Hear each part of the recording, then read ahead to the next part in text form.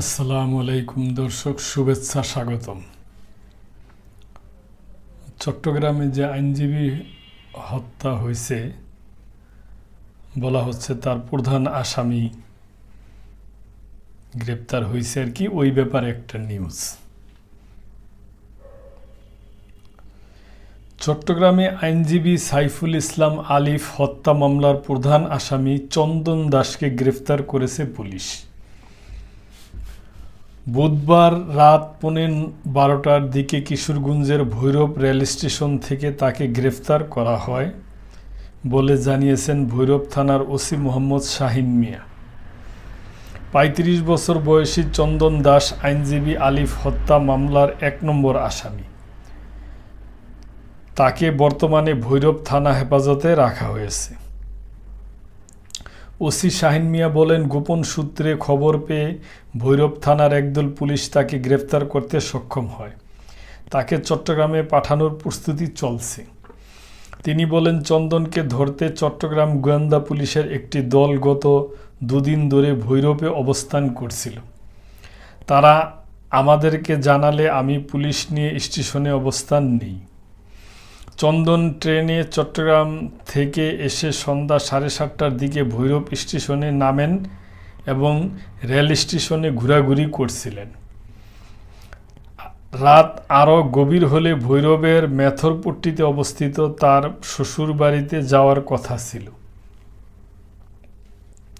গত 26শে নভেম্বর রাষ্ট্রদ্রোহ মামলায় চিন্ময় কৃষ্ণ দাস ব্রহ্মচারীর জামিন নাকচ করে কারাগারে পাঠানোর আদেশের পর চট্টগ্রাম আদালত প্রাঙ্গণে প্রিজন ভ্যান ঘিরে বিক্ষোভ করে সনাতনী সম্প্রদায়ের লোকজন।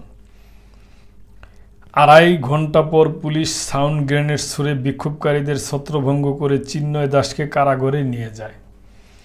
বিক্ষোভকারীরা আদালত সড়কে রাখা বেশ কিছু মোটরসাইকেল ও যানবাহন ভাঙচুর করে। এরপর আদালতের সাধারণ আইনজীবী ও কর্মচারীরা মিলে তাদের ধাওয়া করে। ধাওয়া পাল্টা দেওয়ার মধ্যে রঙ্গম কনভেনশন হল সড়কে আইনজীবী সাইফুল ইসলাম আলিফকে হত্যা করা হয়। এ ঘটনায় 29 নভেম্বর চট্টগ্রাম নগরীর কোতালিয়া থানায় আলিফের বাবা জামাল উদ্দিন হত্যা মামলা দায়ের করেন। মামলায় 31 জনের নাম উল্লেখ করে অজ্ঞাত আরও 15-16 জনকে আসামি করা হয়। আইনজীবীদের উপর হামলা ও ভাঙচুরের অভিযোগে আরেকটি মামলা করেন আলিফের ভাই খানে আলম, যেখানে 116 জনকে আসামি করা হয়েছে। এর বাইরে আদালত এলাকায় সংঘর্ষ, ভাঙচুর ও পুলিশের কাজে বাধাদানের ঘটনায় পুলিশ বাদী হয়ে 3টি মামলা করেছে। ওই 3 মামলায় মোট 76 জনের নাম উল্লেখ করে অজ্ঞাত আরও 1400 জনকে আসামি করা হয়েছে। আদালত এলাকায় সহিংসতার ঘটনায় সবশেষ গত মঙ্গলবার মোহাম্মদ উল্লাহ নামের এক ব্যক্তি ওয়ার্ড কাউন্সিল ও আওয়ামী লীগ নেতা সহ 29 জনকে আসামি করে আরেকটি মামলা করছে। তো দর্শক, চন্দন দাস উনি নাকি প্রধান আসামি, উনি গ্রেপ্তার হয়েছে।